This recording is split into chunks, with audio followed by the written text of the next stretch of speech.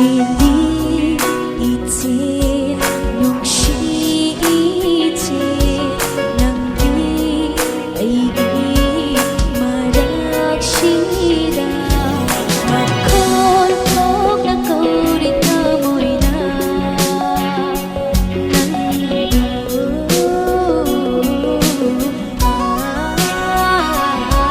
Sili ite nung si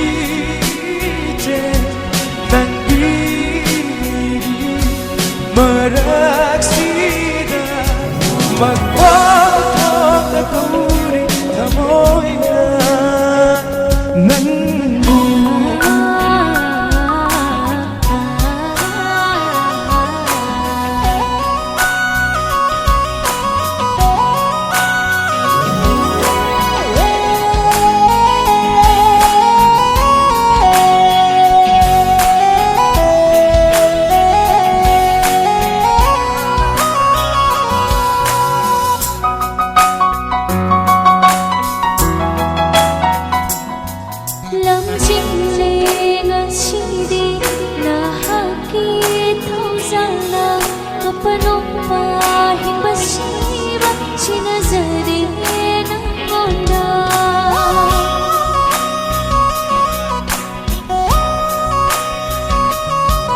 Aigi pukning lakanong day Haurakliba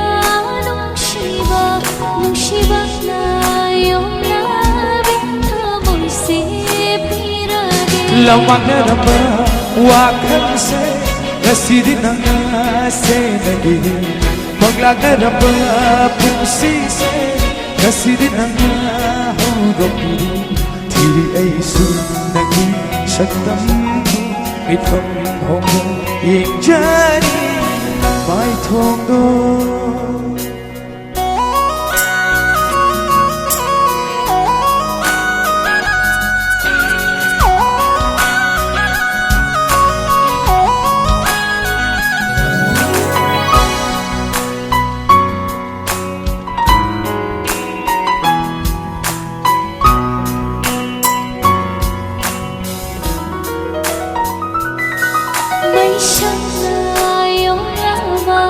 Korongi mangal Tabalgi mangal Gumpaw halin na